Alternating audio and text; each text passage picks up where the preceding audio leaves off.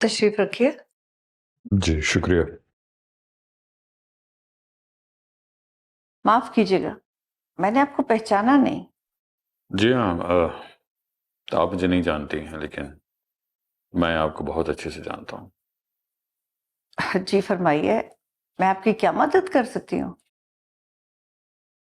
आपके हस्बैंड मंसूर साहब। माफ कीजिएगा, शायद आपको पता नहीं है कि वो कुछ अरसा पहले इंतकाल कर गए थे। जी मैं बहुत अच्छे से जानता हूँ क्योंकि मैं शाहजहां फंदी के ऑफिस में पिछले 25 साल से एज ऑपरेशन हेड काम कर चुका हूँ और इन 25 सालों में हमारा अक्सर मंसूर साहब से वास्ता पड़ता रहा है कारोबारी मामलात में। ठीक है, लेकिन अब आप मुझे बताइए मैं आपकी क्या मदद कर सकती हूँ? मैं बड़ी मुश्किल से हिम्मत करके आपके पास आया हूँ। मुझे समझ नहीं आ रहा कि मैं कहाँ से शुरू करूं। शुरू करने के लिए अल्फाज तो नहीं है मेरे पास, लेकिन बस मैं ये कहना चाहता हूं कि इन 25 सालों में जब अफंदी साहब थे तो कंपनी के हालात बहुत अच्छे थे, लेकिन शाहजहां अफंदी की अना और तकब्बुर की वजह से हमने बहुत बड़े बड़े प्रोजेक्ट्स अपने हाथ से खोए हैं, बहुत घाटे के सौदे किए हैं हमने।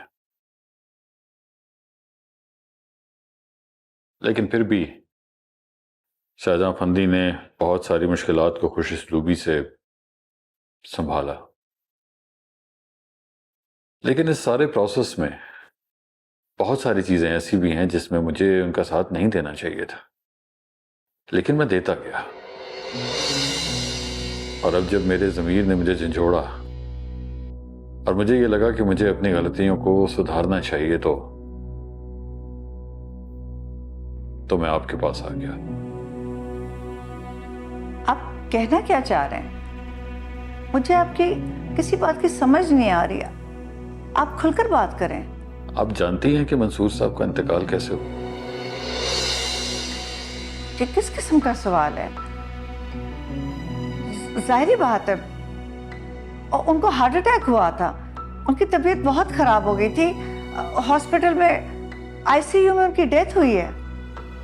लेकिन शायद आप इसकी असल वजह नहीं जानती। आप बात को इतना घुमा फिरा कर क्यों कर रहे हैं? बात यह है कि जिस दिन मंसूर साहब को हार्ट अटैक आया था, उनकी तबीयत खराब हुई थी,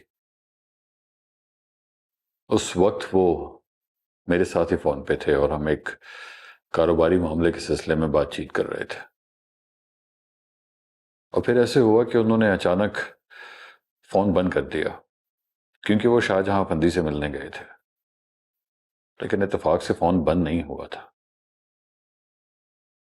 और फिर जितना मैंने सुना, शाहजहां फंदी कह रही थी कि वो फाइज से बहुत मोहब्बत करती हैं और वो किसी भी सूरत तरीम और फाइज की शादी नहीं।